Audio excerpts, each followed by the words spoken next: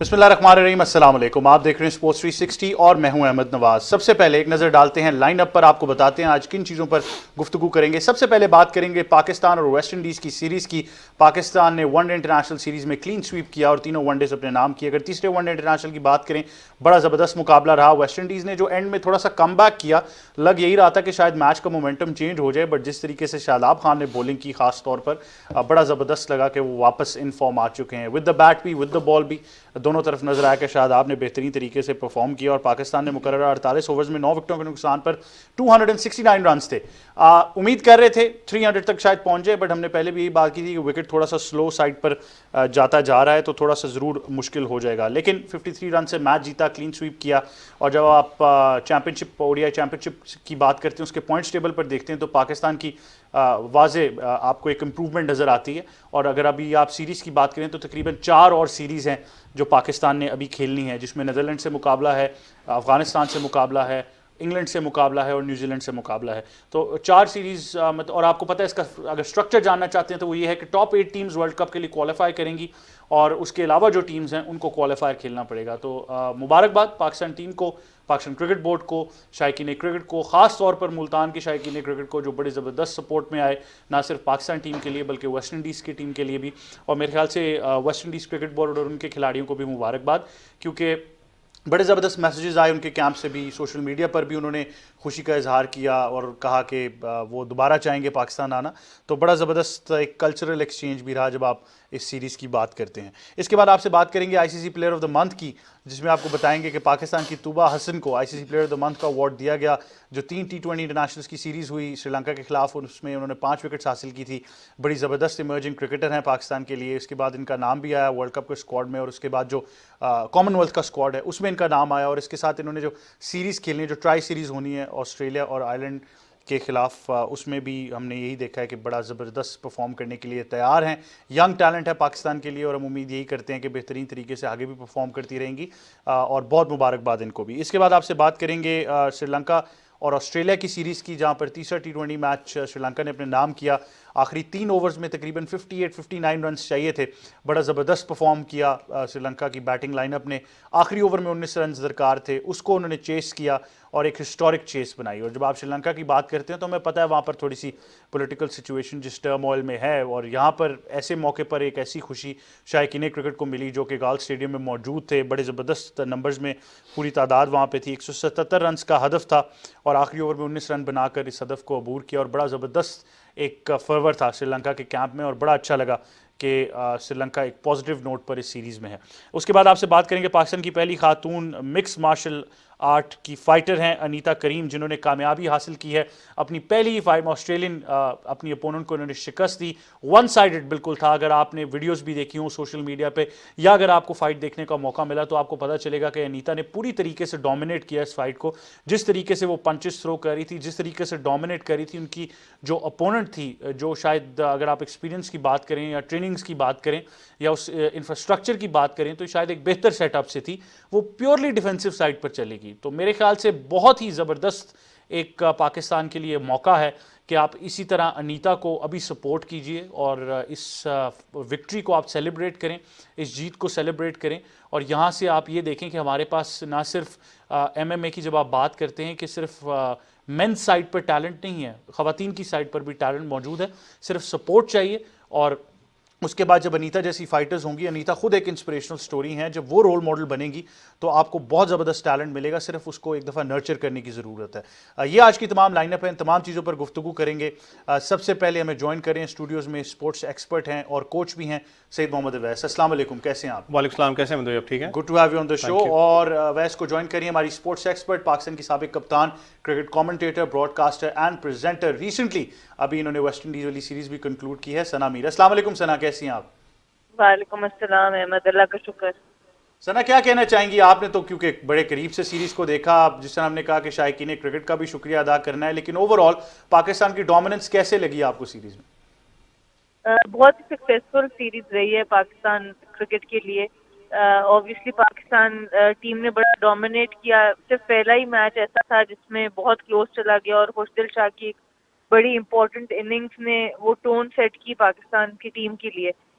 उसके बाद West Indies की टीम को हमने देखा है कि बॉलिंग और फील्डिंग डिपार्टमेंट में फिर भी फाइट उन्होंने शो की, कोशिश करते रहे कि ऑन एंड ऑफ पाकिस्तान को रिस्ट्रिक्ट भी कर सकें, थोड़ा प्रेशर भी डाल सकें। तो बैटिंग में उनके पास इस तरह के प्लेयर्स मौजूद नहीं थे जो लंबा लेके जाते, और बस वही जिस तरह की उनकी T20 की क्रिकेट होती है उसी फॉर्मेट से वो ज़्यादा अपनी बैटिंग को लेके चलते रहे, जिसकी वजह से विकेट गिरती रहीं और फिर वो बैटिंग में उस तरह से पाकिस्तान को पुश नहीं कर सके।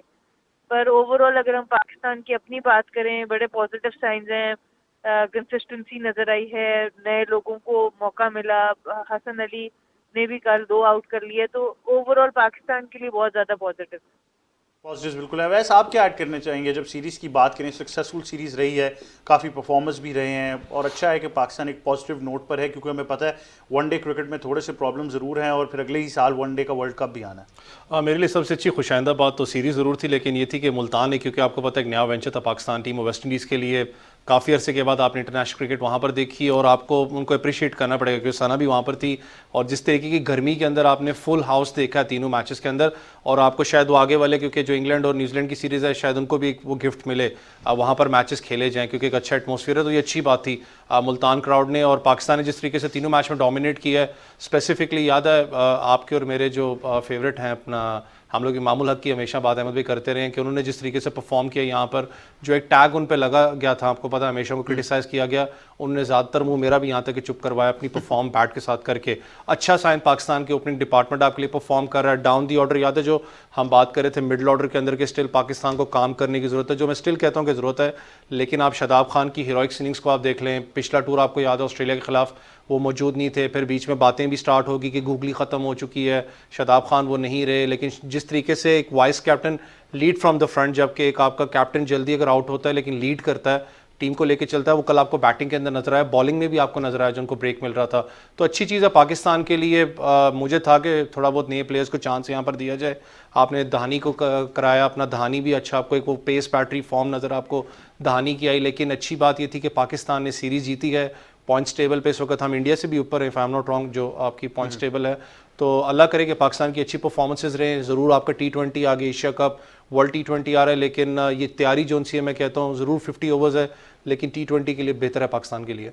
सना, आपको लगता है विकेट थोड़ा स्लो साइड पे ज़रूर था? हमने यही जज किया क्योंकि पहले मैच के बाद 300 प्लस ही एक्सपेक्ट कर रहे थे शायकीन क्रिकेट भी, बट ये अंडरस्टैंड करना पड़ा कि 270 280 बहुत अच्छा टोटल हो सकता है। बट कल के मैच की बात करें तो एक पॉइंट पर लगा कि शायद वेस्ट इंडीज़ करीब पहुंच जाएगा। देखिए, कल की विकेट तो काफी अच्छा खेली थी। आप 270 के करीब रन बने, पर 2 ओवर्स कम भी थे, 48 ओवर्स का मैच था, तो कल तो काफी अच्छा खेली। ये था कि स्पिनर्स के लिए भी कुछ ना कुछ मौजूद था। वैस की बात से एग्री करती हूँ, मिडिल ऑर्डर का एरिया ऐसा है जहाँ पाकिस्तान को बहुत जल्द काम करना पड़ेगा, क्योंकि ये सबसे मुश्किल पोजीशन होती है वनडे क्रिकेट में, और अभी भी हमारे पास ये सेटल नहीं है, और अगले वर्ल्ड कप में को बहुत ज़्यादा टाइम भी नहीं रह गया, तो इनको जाना पड़ेगा किसी सीनियर की तरफ, मेरा जहाँ तक ख्याल है। अगर इन्होंने मिडिल ऑर्डर को थोड़ा सा मजबूत करना है। मोहम्मद हारिस को आजमाया गया, ऑब्वियसली उनके लिए आते साथ ही उस तरह से परफॉर्म करना, कीपिंग उन्होंने कल बहुत अच्छी की है, पर देखना पड़ेगा कि किस तरीके से अब आप लेके चलेंगे इस मिडिल ऑर्डर को, क्योंकि बाकी तो अब आपके ओपनर से भी फ़खर जमान अभी भी ऑब्वियसली स्ट्रगल करते नजर आ रहे हैं, पर आपको पता है कि जब वो लंबी इनिंग्स खेलते हैं तो वो बहुत इम्पैक्टफुल प्लेयर होते हैं। बाकी बॉलिंग भी आपकी ओवरऑल 5 बॉलर्स आपके कंफर्म है, सिर्फ मिडिल ऑर्डर एक ऐसी जगह रह गई है जो कि अगले वर्ल्ड कप से पहले पूरी तरीके से इनको एक्सप्लोर करना पड़ेगा, और अब सोच समझ के नया नेक्स्ट टाइम खिलाएंगे वो बड़ा सोच समझ के आपको करना पड़ेगा। तीसरे मैच में जैसे वैस कह रहे हैं, चांस बन सकता था कि अगर आप किसी एक को बिठा के इफ्तिखार को भी ट्राई कर लेते, अब अगली सीरीज में आपको देखना होगा। पर ये चीजें जो हैं इसको आपको, मेरे ख्याल से यही एक एरिया रह गया पाकिस्तान का। और ओवरऑल पिचेस की जहाँ तक बात है, मेरे ख्याल से पिचेस अच्छा खेली हैं, सिर्फ सेकंड मैच में थोड़ा लो स्कोरिंग था, वो भी इस वजह से क्योंकि वेस्ट इंडीज ने पहले बारी कर ली थी। तो आई गेस ये थोड़ा सा एक फैक्टर है। बाकी पिचेस अच्छा खेली हैं, क्यूरेटर्स ने बड़ा जबरदस्त काम किया। जो आपके फैंस थे, आई थिंक बहुत क्रेडिट जाता है। हम तो थोड़ी देर के लिए बाहर जाते थे तो पता चलता था कि कितनी गर्मी है, तो वो तो पूरे मैच में बाहर बैठे रहे हैं, तो बहुत ज़्यादा क्रेडिट उनको जाता है। सर आपने क्योंकि एक्सपीरियंस की बात की है मिडिल ऑर्डर में, मैं आपकी ज़ाती राय इसमें ज़रूर जानना चाहूँगा, फिर मैं वैस की तरफ भी इसी सवाल के साथ आता हूँ कि जब आप बात कर रही हैं मिडिल ऑर्डर की, तो मिडिल ऑर्डर में पाकिस्तान की अगर आप ओवरऑल स्क्वाड स्ट्रेंथ या जो नाम जहन में आते हैं, एक तो शुएब मलिक का ही आता है क्योंकि हफीज़ तो ऑब्वियसली रिटायर हो चुके हैं। अगर लेकिन बात यह है कि अगर आप 2 विकेट कीपर्स के साथ ही कंफर्टेबल, आई अंडरस्टैंड आपने हारिस को ज़रा डेब्यू करवाना था, तैयार कराना चाह रहे हैं उसको फ्यूचर के लिए, लेकिन फिर तो आप सरफराज के ऑप्शन के साथ भी जा सकते थे 5वें नंबर पर। देखें, ये तो बहुत से ऑप्शंस इस तरीके से हो सकते हैं। मेरे ख्याल से 2 विकेट कीपर्स के साथ तो नहीं जाने की ज़रूरत, आपको एक ही विकेट कीपर के साथ जाना है और फिर आपको स्पेशलिस्ट बैट के साथ जाना चाहिए, जिन्होंने मैचेस फिनिश किए हैं इस नंबर पे, जो एटलीस्ट डोमेस्टिक में अंडर प्रेशर प्रूव कर चुके हैं अपने आप को। इंटरनेशनल अंडर प्रेशर वाले ऑप्शंस तो आपके पास अब रहे नहीं, क्योंकि वो लोग रिटायर हो चुके हैं मेजॉरिटी, जिन्होंने कुछ ना कुछ प्रेशर हैंडलिंग मिडिल ऑर्डर में आके की है इंटरनेशनल लेवल पर। तो अब आपको एटलीस्ट डोमेस्टिक में से वैसे प्लेयर्स को उठाना है जो कि इस पोजीशन पे आके फर्स्ट क्लास क्रिकेट में, पाकिस्तान ए टूर्स में, इस तरह के टूर्स पे मिडिल ऑर्डर में प्रेशर हैंडल कर सकते हैं। क्योंकि वर्ल्ड कप का आपको पता है, वर्ल्ड कप एक बड़ा स्टेज है, वहाँ पे प्रेशर होगा ही होगा, और ज़रूरी नहीं है कि वहाँ पे हर वक्त आपके टॉप ऑर्डर जो है वो परफॉर्म करता रहे। वैसे आप क्या ऐड करना चाहेंगे, सरफराज या शुएब मलिक, दोनों ऑप्शंस अगर मैं आपको दूं, या अगर जिस तरह सना कह रही हैं कि आप डोमेस्टिक में से कोई ऐसा परफॉर्मर उठा लें, तो डोमेस्टिक में कौन नजर आता है फिर आपको? देखिए, एक चीज़ तो है, हारिस की जो आप बात करें ना, मैं खुद भी इस हक में था कि हारिस को चांस हाँ, दिया जाए, डेब्यू जिस तो तरीके कराना से था पीएसएल के अंदर परफॉर्म किया। लेकिन आप बैटिंग पोजीशन देखें और दूसरा आप देखें एक्सपीरियंस, क्योंकि इंटरनेशनल जैसे सना ने भी कहा ना कि अहमद भाई आसान नहीं होता। आप कहते हो ना कि रीढ़ की हड्डी हमेशा आपकी वन डाउन पोजीशन होती है, लेकिन मेरे लिए बैकबोन हमेशा आपका मिडिल ऑर्डर है, क्योंकि उसने स्पिन को भी झेलना, उसने ने बॉल को भी शायद कभी कभी झेलना, और उसने डाउन दी ऑर्डर लंबी क्रिकेट खेलना, एवरेज भी उसने अपनी अच्छी करनी है। तो हारिस को शायद ब्लेम गेम अभी करना बहुत गलत होगा, मैं कहता हूँ, क्योंकि यंग है अभी, उनको टाइम लगेगा इस चीज़ में। लेकिन जो आपने बात की, देखें वही बात है ना कि हम लोग हमेशा बात करते हैं कि हम लोग प्री लॉन्ग तैयारी नहीं करते, हम लोग करते हैं सीरीज टू सीरीज के। यार ये लड़का अगर बाहर हो गया मिडिल ऑर्डर में, हम किसको खिलाएंगे? आज ये बात सोच रहे हैं ना हम कि मिडिल ऑर्डर में कौन खेलेगा। कोई कहता है कि हारिस सोहेल को लेके आना चाहिए था, लेकिन हारिस सोहेल का आपको पता है इंजरी का भी इशू रहा है, बाकी मामला भी उनके लिए, क्या वो टीम में आते नहीं आते। फिर अगर सरफराज को लेके आए, क्या फिर अब शुएब मलिक को लेके आ जाए, तो ये चीज़ें जो सी है ना, थोड़ा बहुत मैं कहता हूँ इस चीज़ के लिए पाकिस्तान को तैयार रहना पड़ता है कि आपको प्लानिंग करनी पड़ती है साल के साल। आपके अब सीनियर कैंपेनर नहीं है, आप देखें बेशक वो T20 हैं, एशिया कप हो जाए या वर्ल्ड T20, और वर्ल्ड T20 बेशक आपकी परफॉर्मेंसेस बहुत अच्छी रही है, लेकिन वो विकेट्स डिफरेंट हैं। वहां पर आपको पता आप किसको फिर देखना चाह रहे हैं? अब इंडिया में वर्ल्ड कप हमें पता है विकेट्स कैसी होंगी, ऐसा प्लेयर चाहिए जो लंबी क्रिकेट खेले। ऑस्ट्रेलिया में तो खैर T20 वर्ल्ड कप, हम 50 ओवर वर्ल्ड कप की बात करें, वो इंडिया में अगर है तो आप किस तरह के प्लेयर को देखें? आपको वही प्लेयर चाहिए जो स्पिन अच्छा खेलता है, जिस तरह आपने शुएब मलिक की बात आपने की है ना। जैसे देखिए, मुझे या सरफराज, आपके पास 2 ऑप्शन है। देखिए मेरे लिए तो शुएब मलिक, क्योंकि इसलिए होगा क्योंकि आपको पता है उन्होंने उन कंडीशंस के ऊपर परफॉर्म भी करके दिए, चाहे वो अपना मिडिल ऑर्डर के अंदर स्पेसिफिकली। वैसे आपको इंटरप्ट करूंगा, एक छोटे से वक्फे की तरफ जाएंगे, वापस आएंगे, डिस्कशन जारी रखेंगे। देखते रहिए स्पोर्ट्स 360।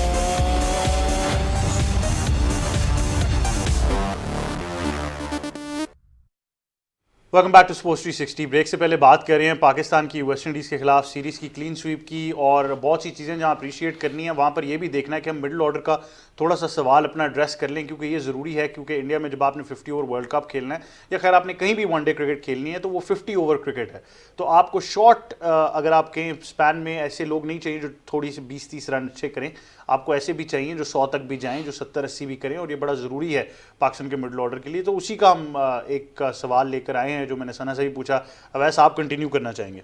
देखिए इसी चीज़ में मैंने आपको कहा ना कि शुएब मलिक की आप बात करें, शुएब मलिक आपको पता है कि उन्होंने एशियन विकेट्स के ऊपर परफॉर्म आपको करके दिए हैं, टफ कंडीशंस वहाँ पर करके दिए। तो ऐसे सीनियर कैंपेन ऑब्वियसली मुझे भी होगा शुएब मलिक को आप कैरी ऑन करें, क्योंकि वही बात कि आपने कोई ऐसा फेस, ऐसा एक्सपीरियंस पीछे रखा नहीं कि जो परफॉर्म कर सके। आप खुशदिल शाह की आप मैं और अभी ऑफेयर बात कर रहे थे, या आप अपना दूसरे प्लेयर्स की बात करें, लेकिन उनको इतना टाइम डोमेस्टिक के अंदर नहीं हुआ कि वो एक प्रेशर सिचुएशंस के अंदर वो जो 4 डे होता है स्पेसिफिकली, मैं कहूँ कि 4 डे खेल के वो लड़के निकले। वो ज़्यादातर T20 के प्लेयर हैं, क्योंकि 20-25-30 वो करने वाले प्लेयर्स हैं, मिडिल ऑर्डर को लेकर चलने वाले नहीं है। तो मिडिल ऑर्डर कहीं ना कहीं स्टिल मुझे लगता है कि उस गैप को फिल करना बड़ा ज़रूरी है पाकिस्तान के लिए, बहुत ज़रूरी है। सना आप क्या कहना चाहेंगी? अगर मिडिल ऑर्डर का गैप हमने ज़रूर फिल इन करना है, हमारे पास कुछ ऐसे नाम मौजूद हैं, जिसमें शान मसूद अच्छा परफॉर्म करते आ रहे हैं, इमाम की परफॉर्मेंस बहुत ज़बरदस्त रही है, तो हम ओपनिंग पेयर को तो डेफिनेटली नहीं छेड़ना चाहेंगे। फिर बाबर और रिजवान का क्वेश्चन हमारे पास मौजूद है।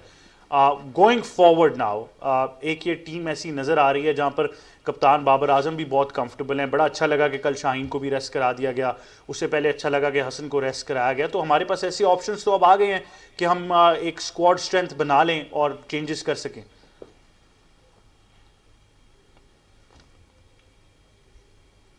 मेरे ख्याल से सना को हमारी आवाज़ नहीं जा रही, अवैस के साथ ही कंटिन्यू करेंगे। तो अवैस, डोमेस्टिक परफॉर्मेंसेस भी डेफिनेटली हमने सामने रखनी, जिस तरह सना ने कहा कि आप ऐसे भी कर सकते हैं। अगर अब आप मोस्ट रन्स की बात करें, पाकिस्तान कप जो रिसेंटली कंक्लूड हुआ, हमारा वनडे कप था, हसीबुल्लाह खान बलोचिस्तान के, उन्होंने 614 रन्स बनाए। ओवरऑल अगर आप एक पूरा मतलब टॉप 3 भी निकाल लें या टॉप 5 के साथ भी जाते रहें, तो हमें ये तो पता है कि आप कभी भी ऐसे नहीं करेंगे कि, क्योंकि पाकिस्तान में ये रिवायत नहीं रही कि आप कभी भी टॉप परफॉर्मर को उठा के फ़ौरन डेब्यू करवा दें। तो ये तो हमें पता है कि ये इतने आराम से नहीं होने वाला। लेकिन अहमद भाई, आपको पता है एक चीज़, अनफॉर्चुनेटली, क्योंकि आपको पता है दुनिया क्रिकेट के अंदर, मैंने आपको उस दिन भी कहा ना कि आप छोटे बच्चे को आप पूछो ना कि यार तुम क्या करना चाहते हो, तो अगला कहता है PSL खेलना है। और अब एक नई चीज़ आ गई है, PSL अंडर 19, तो बच्चों का जो रुझान है वो नेशनल टीम की तरफ। मैं आपको वैसे ही, क्योंकि एक फन फैक्ट है, तो मैं आपको टॉप 5 बता देता हूँ ताकि आपके लिए ऑप्शंस जो हैं उनमें मजीद इजाफा हो जाए। पहले नंबर पर हसीबुल्लाह खान बलोचिस्तान के 614 रन बनाए, उन्होंने 12 मैचेस खेले। दूसरे नंबर पर शर्जील खान 584 रन उन्होंने बनाए, एज एन ओपनर बनाए हुए। कामरान गुलाम 531 रन, उमर अमीन 516 रन, और उसके बाद असद शफीक 5वें नंबर पर 510 रन उन्होंने बनाए थे। ये आपको टॉप 5 मैंने आपको दे। देखिए, मैंने आपको एक बात की ना, देखिए टॉप 5 का तो अपनी जगह है, लेकिन इशू पता है कि अहमद भाई, जो मैंने आपको कहा है कि एक लिमिटेड फॉर्मेट को अनफॉर्चुनेटली हमने लॉन्गर फॉर्मेट्स की सिलेक्शन क्राइटेरिया बनाया हुआ है, जो हम बात करते हुए आते हैं कि लड़का PSL में परफॉर्म करता है। आजकल तो T10 लीग भी स्टार्ट हो गई है, 100 बॉल भी स्टार्ट हो गई है, तो इसमें जो लड़का परफॉर्म करता है उसको हम वनडे, T20 और यहाँ तक कि टेस्ट मैच खिला जाते हैं। हम वो 4 डे वाला चक्कर भूल चुके हैं। हमारे जितने लड़के इस वक्त पाकिस्तान टीम में खेल रहे हैं, अच्छी बात है, परफॉर्म कर रहे हैं, काउंटीज़ के अंदर परफॉर्म कर रहे हैं, लेकिन ऑन अ सीरियस नोट अगर आप देखें, कितने लड़के आपके कायद-ए-आज़म ट्रॉफियाँ 4 डे टूर्नामेंट खेलते हैं बाकायदा, कि हम लोगों ने फॉर्म को बरकरार रखना है, टफ सिचुएशन से हमने सीखना है कैसे आना है। बहुत ही कम लड़के हैं जो पाकिस्तान टीम में सकते हैं, क्योंकि एक ठप्पा लग चुका हुआ है, उनको पता है कि हमने कैरी ऑन करना है। यहाँ पर काम बनता है ना, कि मैं जो बार बार करता हूँ, देखिए आप लोगों ने पाकिस्तान ने एक तो टूर बिल्कुल ही ख़त्म कर दिए हुए हैं। गैस साल में शायद एक टूर होता है आएगा, वो भी आता नहीं है कि जी हुआ है नहीं हुआ। अंडर 19 के आप देखें तो वो भी टूर आप खत्म कर चुके हो, जहां से लड़के को आप बनाते हो इन बड़े मैचेस के लिए। आपको ये चीजें स्टार्ट करनी पड़ेंगी। आपको कम से कम एक लड़का अगर डोमेस्टिक में परफॉर्म कर रहा है, उसको उठा के हाई परफॉर्मेंस सेंटर में आप लेके आते हो, उसको आप ट्रेन करते हो पाकिस्तान ने, पाकिस्तान के लिए। ये नहीं होता कि आप हाई परफॉर्मेंस सेंटर में जी वो जून या जुलाई में एक हाई परफॉर्मेंस सेंटर में 30 लड़कों का अपना लगता है कैंप, उनको लेके आते हो। और मुझे आज अपने ईमान से बताएं, कभी आपने उस महीने के बाद आपने कोई अखबार में किसी में देखा हो कि यार ये लड़के हमारे हाईलाइट हुए हैं, कि जी ये लड़के तैयार हैं पाकिस्तान ये खेलने के लिए, कि इनको हम लोग आगे अपना इनको प्रोसीड करेंगे? वो चीज़ नहीं होती। तो ये चीज़ें आपको सोचनी पड़ेंगी। बिल्कुल, आई थिंक ये एक रोड मैप बड़ा ज़रूरी है। सना हमें ज्वाइन कर रही हैं। सना, क्योंकि डोमेस्टिक की भी हमने बात ज़रूर इंक्लूड करनी है कि आप टॉप डोमेस्टिक परफॉर्मर्स भी देख लें। तो जिस तरह मैं वैसे भी यही बात कर रहा था कि अगर मैं टॉप 5 भी आपको बता दूं जो टॉप रन स्कोरर्स थे आपके पाकिस्तान वनडे कप में, तो उसमें हसीबुल्लाह खान बलोचिस्तान के 614 रन, शर्जील खान दूसरे नंबर पर 584, कामरान गुलाम 531 रन, उमर अमीन 516, असद शफीक 510। तो ये आपके टॉप 5 हैं। लेकिन हमें ये पता है कि पाकिस्तान में खैर वैसे भी ये रिवायत नहीं है कि आप कभी भी टॉप डोमेस्टिक परफॉर्मर को उठा के फ़ौरन पाकिस्तान का मिडल ऑर्डर में लें। और जिस तरह वैस ने कहा कि मोस्टली हमारा यही होता है कि हम T20 क्रिकेट से उठा के डिफरेंट फॉर्मेट्स में ट्राई करते हैं। तो ऐसे मौके पर आपको क्या लगता है, क्योंकि अब फॉर एग्जांपल शान मसूद भी परफॉर्म कर रहे हैं लेकिन जगह नहीं बना पाएंगे क्योंकि इमाम बहुत ज़बरदस्त परफॉर्म कर रहे हैं, हमारे टॉप 4 जो हैं, आपने भी पहले फरमाया कि वो बिल्कुल एक हमारे पास फिक्स्ड हैं, तो उसके अलावा हम ऑप्शंस नहीं वहां पर ट्राई कर सकते? देखिए, फिक्स तो कुछ भी नहीं होता। खुदा ना खास्ता कल को कोई इंजरीज हो सकती हैं और भी कोई चीज़ हो सकती है। तो आपके पास जब भी कोई बड़ी टीम, जब आप वर्ल्ड कप जीतने के हिसाब से तैयारी करते हैं, तो आपके पास हर प्लेयर का रिप्लेसमेंट मौजूद होनी चाहिए। तो ये अच्छे साइन है कि शान मसूद अपना परफॉर्म कर रहे हैं, अब्दुल्ला शफीक अभी उनको मौका नहीं मिला इस सीरीज में, इफ्तिखार हैं उनको मौका नहीं मिला, उनकी भी डोमेस्टिक स्टैट्स बहुत अच्छे हैं। तो ये बात मैं फिर वो बात करूंगी कि वही वैस वाली बात है। ऑब्वियसली आप शॉर्टर फॉर्मेट से उठा के किसी भी प्लेयर को वनडे फॉर्मेट में नहीं डाल सकते आप, और ना आप एक सीजन की बेस पे डालें। आप कायद-ए-आज़म ट्रॉफी भी देखें। आप जी, सना की आवाज़ का कोई इशू है, मेरे ख्याल से लाइन ड्रॉप हो गई है। अवैस, इस पूरी लिस्ट में अगर टॉप 10 की भी बात करें तो वो भी मैं आपके पास सवाल ज़रूर लेकर आऊँगा, बट अब हमें ज्वाइन कर रहे हैं स्पोर्ट्स 360 में स्पोर्ट्स एंकर हैं और जर्नलिस्ट भी हैं अब्दुल गफ़ार। गफ़ार, अस्सलाम वालेकुम, कैसे हैं आप? वालेकुम अस्सलाम अहमद, बहुत बहुत शुक्रिया। गफार, क्या कहना चाहेंगे? सीरीज पाकिस्तान ने अपने नाम की, बड़ी ज़बरदस्त परफॉर्मेंस रही, क्लीन स्वीप किया लड़कों ने, इंडिविजुअल परफॉर्मेंसेस भी अच्छी रही, कप्तान बाबर आजम का कॉन्फिडेंस हो, जो चेंजेस थे स्क्वाड में, आपने ओवरऑल कैसे देखा इस सीरीज को? देखिए, पाकिस्तान वेस्ट इंडीज के खिलाफ अपने होम ग्राउंड पर खेल रहा है। बहुत शदीद गर्मी, स्पिनर्स हमारे पास दो वापस आ गए थे, शादाब नवाज। एक्सपेक्टेड यही था कि हम जीत जाएंगे 3-0, और ऐसे ही हुआ। लेकिन हमें ये जरूर देखना है कि हमेशा जो एक अच्छी टीमें करती हैं, और जो हमारा भी काम है बतौर जर्नलिस्ट, कि हम एनालाइज करें पूरी सीरीज को इस पैराहे में कि फ्यूचर के लिए क्या हो सकता है। तो आपको ये मानना पड़ेगा कि आप 3-0 से जीते, आपका जो टारगेट है वो अचीव्ड हुआ। 30 पॉइंट जो आपको वर्ल्ड सुपर लीग के लिए चाहिए थे, बहुत इंपॉर्टेंट है वर्ल्ड कप के कॉन्टेक्स्ट में, दैट जॉब डन। बट अगर आप दूसरे तौर पे देखें तो वेस्ट इंडीज ने तकरीबन तीनों ही मैचेस में अपने पोटेंशियल से बढ़कर आपको थोड़ा सा चैलेंज किया। यानी कि 305 रन पहले मैच में कर दिए, फिर खुशदिल शाह की हीरोइक्स इनिंग आपको लेनी पड़ी जीतने के लिए, मैच आपके हाथ से थोड़ा सा वहां पे हमें निकलता हुआ भी दिखाई दे रहा था। फिर दूसरे मैच में आपने देखा कि हमारा मिडिल ऑर्डर कोलैप्स हुआ। इसी तरह अगर कल आप देखें तो कल तो स्पेक्टेकुलर कोलैप्स था, 117 में 5 आउट, और फिर हमें शादाब की जरूरत पड़ी।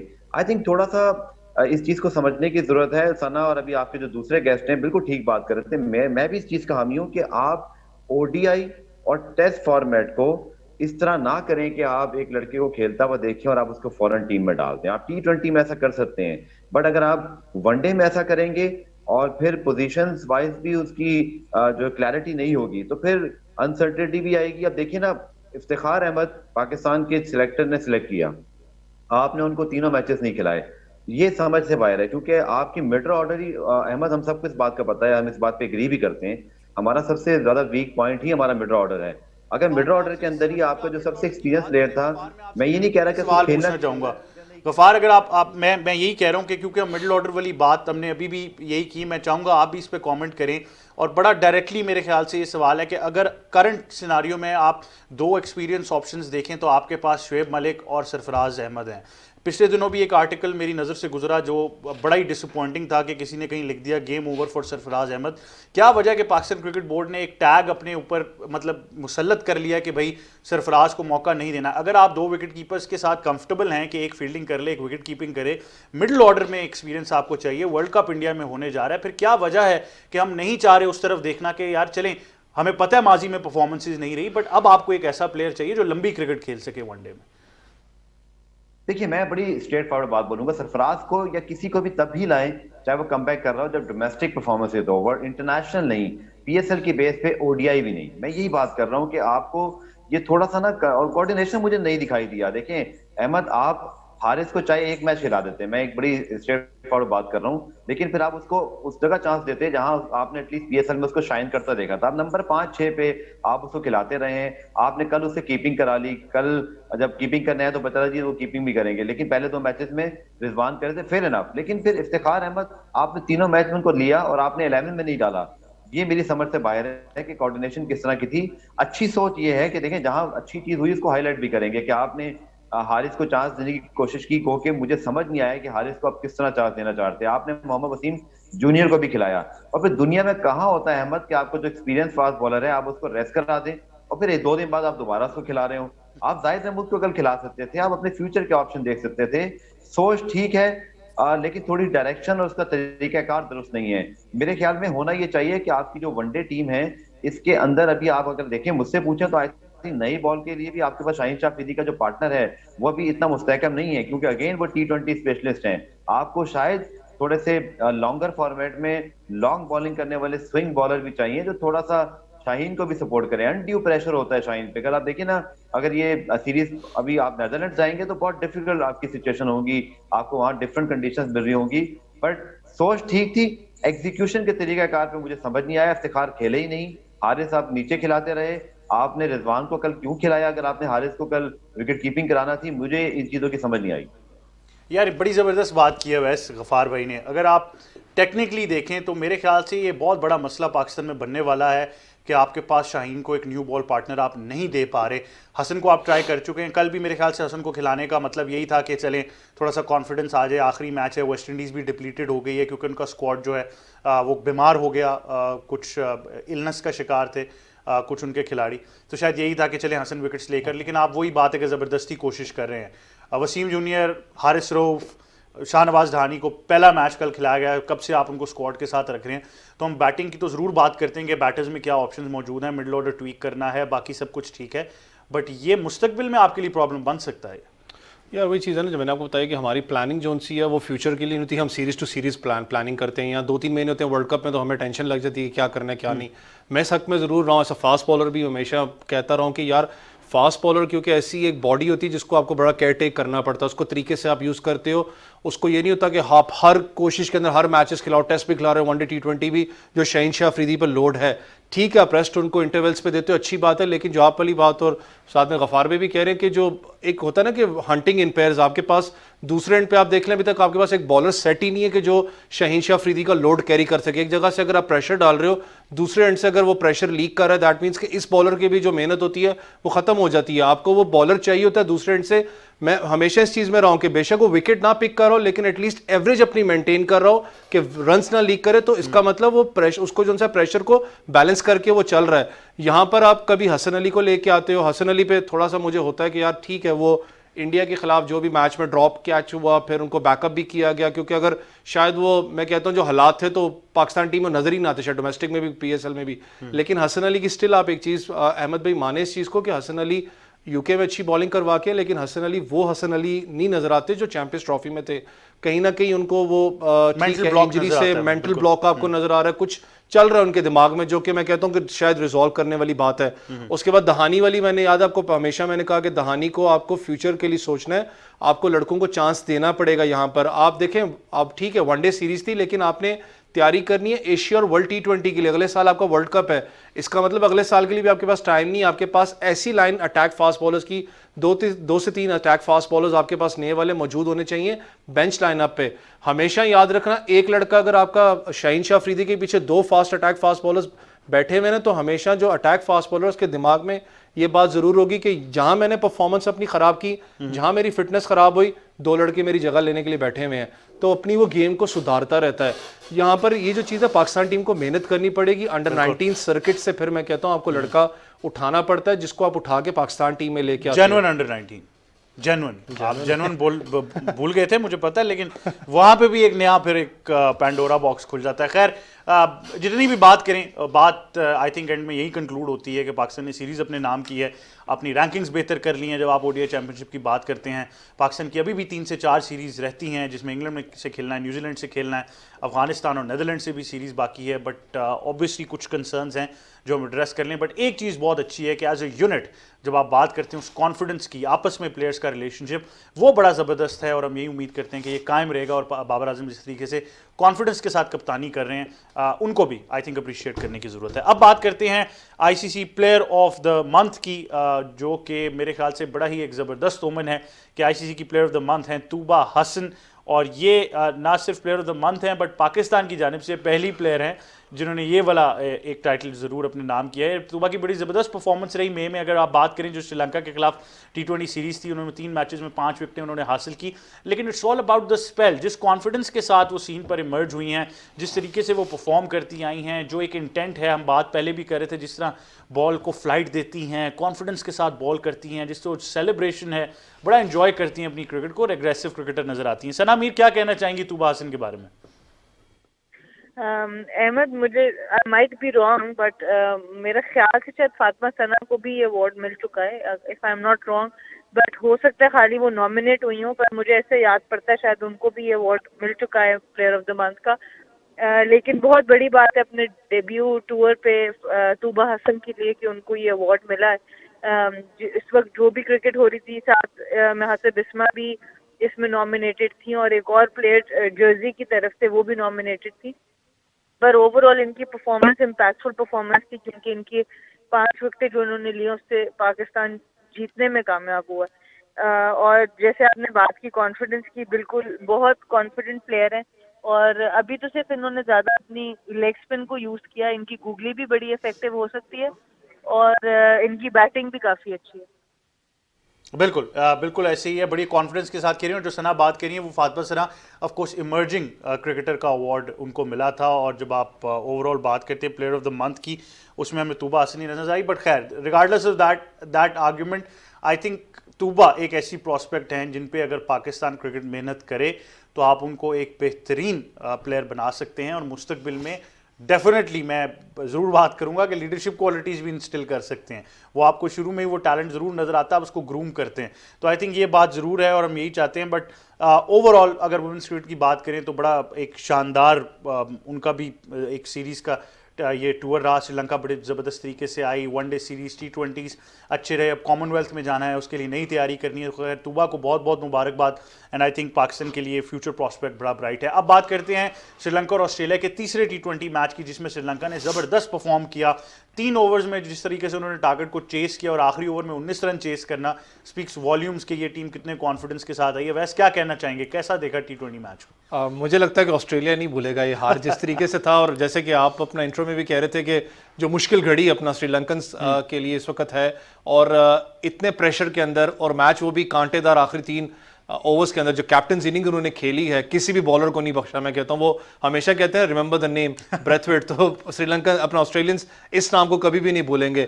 और जितना वो प्रेशर सिचुएशन के अंदर रिचर्डसन को आपको पता उन्होंने जो छक्के चौके लगाए हैं जहां से मैच बेसिकली पलटा था 1 ओवर के अंदर, तो श्रीलंका के लिए बड़ी ज़बरदस्त चीज़ है। श्रीलंका आपको पता है एक बिल्डिंग फेज से फिर वही टीम है कि ज़्यादातर उनके सीनियर कैंपेनर्स जब से गए हैं उसके बाद पता है आपको थोड़ा बहुत उन्हें मसाइल आए कि प्लेयर्स जो है वो रेगुलर परफॉर्म नहीं कर पाए।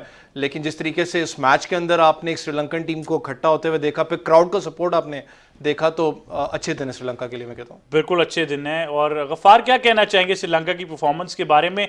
कुछ हालात भी वहाँ पर अच्छे नहीं हैं जब आप ओवरऑल उनकी पॉलिटिकल सिचुएशन की बात करते हैं। क्रिकेट एक ऐसी चीज़ है जो हमें पता है हर चीज़ को ओवरकम करती है, एज अ नेशन आपको जोड़ती है।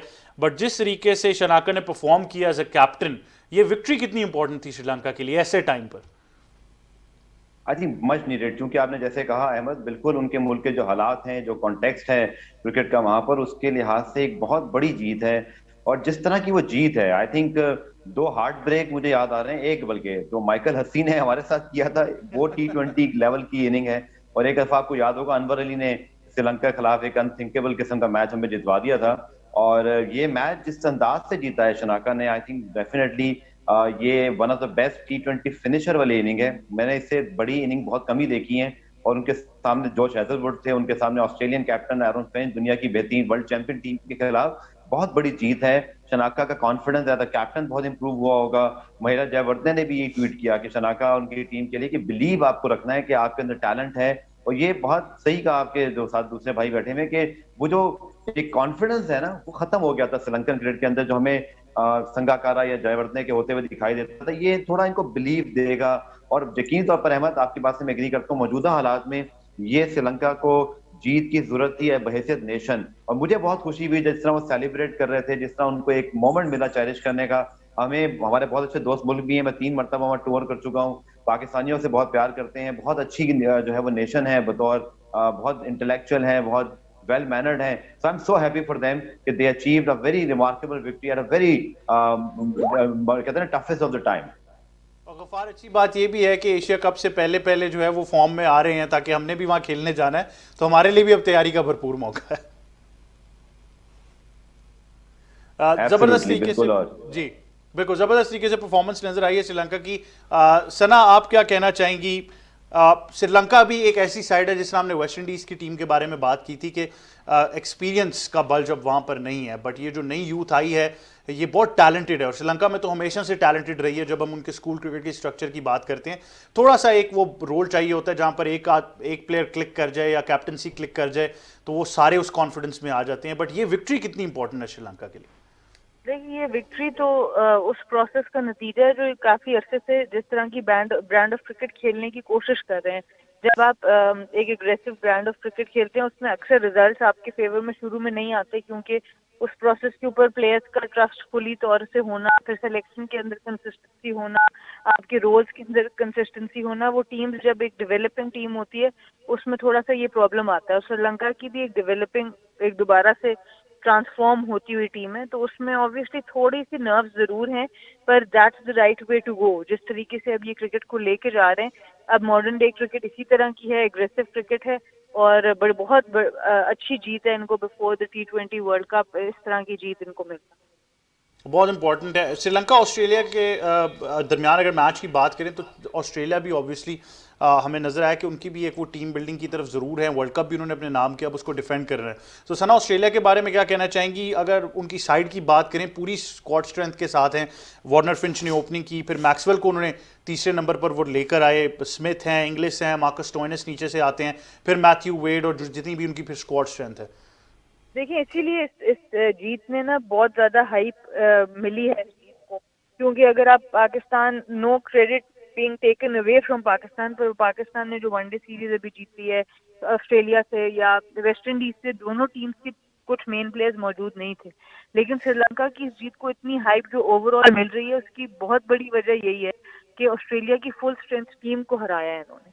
और जब इस तरीके से होता है तो फिर ऑब्वियसली जो एक कॉन्फिडेंस है, जो वैस भी बात करें, जो गफार भी बात करें, फिर उन टीम्स का कॉन्फिडेंस बहुत जबरदस्त तरीके से बनता है। और एक विनिंग इज अ हैबिट, एक दफा आपको इसका मजा लग जाए तो ऑब्वियसली फिर एवरीवन हैज दिस बिलीफ। तो इस बिलीफ को तोड़ना और जोड़ना जो ये प्रोसेस का काम है, जितना ज्यादा आप उस तरह की क्रिकेट खेलेंगे बिलीफ बढ़ता जाएगा और फिर दूसरी टीम्स के लिए उतना मुश्किल हो जाएगा, क्योंकि इस लेवल पर जब भी आप नेशनल टीम्स की बात करते हैं तो हर नेशनल टीम में एक बेसिक लेवल ऑफ स्किल और टैलेंट तो मौजूद होता है। फर्क सिर्फ बिलीफ का ही एंड पे आके रह जाता है, और एग्जीक्यूशन जो है वो बेसिकली डिपेंड ही आपकी बिलीफ पे करती है। बिल्कुल। अवैस, ऑस्ट्रेलिया की अगर बात करें, जिस तरह मैंने कहा कि वर्ल्ड कप उन्होंने डिफेंड करना है, अपने ही ग्राउंड्स में खेलेंगे, एक होम कंडीशन का फ़ायदा तो उनको ज़रूर है। पूरी स्ट्रेंथ के साथ आए हैं श्रीलंका इस पूरे टूर के लिए। देखिए, आपको याद हो वर्ल्ड कप के अंदर मैथ्यू वेड और स्टोइनिस, आपको पता उन्होंने जिस तरीके से हमसे वो मैच अपना पलटा था, क्योंकि ऑस्ट्रेलिया की ऐसी टीम थी, वर्ल्ड T20 के अंदर भी आप देखें तो नो वे नहीं थी जब स्टार्ट हुआ था टूर्नामेंट। किसी ने कहा भी नहीं था कि शायद वो टूर्नामेंट जीते थी। आपको पता है कि इंडिया, पाकिस्तान वगैरह फेवरेट्स उसके, लेकिन जिस तरीके से एक जेल्ड अप यूनिट, और ऑस्ट्रेलिया हमेशा जानी जाती है, आपको पता है टफ मैचेस के अंदर टफ टाइम देना, बड़े मैचेस की बड़ी टीम है वो। लेकिन श्रीलंका खास करके जब आपको पता है सीनियर कैंपेनर्स आपके साथ ना, और आपकी टीम लड़खड़ाती हुई हो, आपके वो बॉलर्स भी कहता हूँ चमीरा के अलावा उनके पास आपको पता स्ट्रगल कर रहे हैं उनके फास्ट बॉलर्स तक, यहाँ तक स्पिनर्स तो आपको पता है हमेशा से वो जाने जाते हैं मैजिशियंस के लिए। बेशक अंडर 19 स्कूल क्रिकेट यहाँ तक श्रीलंका के खिलाफ खेलता रहा हूँ, तो मुझे पता है कि उनके स्पिनर्स डेडली स्पिनर्स होते हैं दुनिया में। तो ये चीज़ अच्छी है श्रीलंका के लिए, जिस तरीके से उन्होंने कम बैक किया इतने टफ टाइम में। अगर आप वो हाईलाइट्स भी देखें, खास करके वो बच्चा बड़ा फेमस हुआ हुआ, आपने देखा होगा जिस तरीके से वो एग्रेशन नज़र आ रहा है उनके अंदर, कि इतने मुश्किल वक्त के अंदर इतनी बड़ी जीत, वो भी फुल स्ट्रेंथ अपना ऑस्ट्रेलिया के खिलाफ और श्रीलंका में, ये एक मायने उनको देता है, बूस्ट है। और खास करके जब एशिया कप आ रहा हो, देखें पाकिस्तान है, चाहे इंडिया है, चाहे बांग्लादेश है, लेकिन श्रीलंका एक बड़ा इंटेग्रल पार्ट है। और जिस तरीके से श्रीलंका की परफॉर्मेंसेज रही हैं, आप यही चाहोगे कि श्रीलंका भी टफ टाइम दे। स्कोर स्ट्रेंथ कहाँ श्रीलंका की आप देखते हैं? आई नो इस तरह की परफॉर्मेंसेज मैच तो आपको जिता देती हैं, बट जिस तरह आप कह रहे हैं ओवर द ईयर्स हमने ये देखा है कि रंगना हैरात उनके लिए बड़े इफेक्टिव रहे, उससे पहले मेंडिस आए थे। अगर एक वो स्पिन एलिमेंट की बात करें तो वो मिस्ट्री स्पिनर या फिर मलिंगा की तरह का आपको एक अनऑर्थोडॉक्स बॉलर जो आपको विकेट्स दिलवा दे, या फास्ट बॉलिंग डिपार्टमेंट की बात करें, तो ये कुछ चीज़ें आपको लगता है कोर स्ट्रेंथ कहाँ पर है? देखिए, जब चाहे अंडर 19 के खिलाफ श्रीलंका में खेलते रहो, या चाहे आपकी क्लब क्रिकेट खेलो यूएई के अंदर, या कहीं भी आप जाके खेलो, तो मैंने जो प्लस पॉइंट उनका हमेशा देखा कि उनके पेस पैट्री और स्पेसिफिकली जो उनका स्पिन बॉलिंग ऑप्शन है वो बड़ा स्ट्रांग होता है, क्योंकि वहां पर स्कूलिंग क्रिकेट आपको पता है बड़ी स्ट्रांग चल रही है। अनफॉर्चुनेटली जो भी अभी सिनेरियो है वो अपनी जगह है, लेकिन स्कूल क्रिकेट बहुत स्ट्रांग है, जहां से वो लड़के को अपना ब्रांड बना के बाहर निकालते हैं। मसला जो सारा जो आया था मुझे नज़र हमेशा है उनकी बैटिंग ऑर्डर के ऊपर है, क्योंकि बैटिंग में आपको याद हो उन्होंने बहुत से बैट्समैन ट्राई किए, न्यू फेसेस को भी वो लेके आए, धनुष्का भी आए थे बीच में। फिर उसके बाद आपको याद हो सबसे ज़्यादा जो बात की जाती है उनके जो चंदीमल थे, उनके ऊपर बड़ा बात की जाती थी कि यार वो सीनियर कैंपेनर है, श्रीलंका को प्रॉपर तरीके से लीड करेंगे, लेकिन वो चीज़ आपको नज़र नहीं आई थी। मैथ्यूज वगैरह आपको पता है एज ए सीनियरिटी उन्होंने परफॉर्म भी अच्छा किया, लेकिन बैटिंग के अंदर कहीं ना कहीं उनके मसले चलते रहे हैं। आप अभी भी इस मैच के अंदर देखें तो आपको पता है जहाँ पर प्रेशर सिचुएशन आई थी मिडिल के अंदर, उनकी इनिंग्स कहीं ना कहीं लड़खड़ाई थी, वो जाके हीरोइक इनिंग जो उनके कैप्टन ने खेली है वो एक चीज़ है कि जो बूस्ट करेगी उनको, कि जिस तरीके से फॉर्म में वापस आए हैं। मुझे स्टिल ये है कि श्रीलंका को अपनी बैटिंग पे काम करने की जरूरत है, रेस्ट स्पिन बॉलिंग ऑप्शन उनके पास मौजूद है। बिल्कुल है। सना, आप क्या कहना चाहेंगे श्रीलंका की कोर स्ट्रेंथ की अगर बात करें? अब जिस तरह एक यंग साइड है, ऑल उनके कप्तान एक्सपीरियंस है, 2016 में उन्होंने अपना डेब्यू किया था टेस्ट और वनडे का, और एक अच्छी फॉर्म वो कैरी करते आ रहे हैं, और इसी तरह टीम को लीड किया है, लीड फ्रॉम द फ्रंट भी किया है, जो हम कप्तान की हमेशा बात करते हैं। बट कोर स्ट्रेंथ कंसिडरिंग कि अब आगे मेजर आईसीसी टूर्नामेंट्स खेलने हैं, और श्रीलंका एक ऐसी टीम ज़रूर है जो हमें मेजॉरिटी नज़र आती है कि सेमीफाइनल क्वार्टर फाइनल्स तक पहुंचती रही है ऐसे टूर्नामेंट्स में।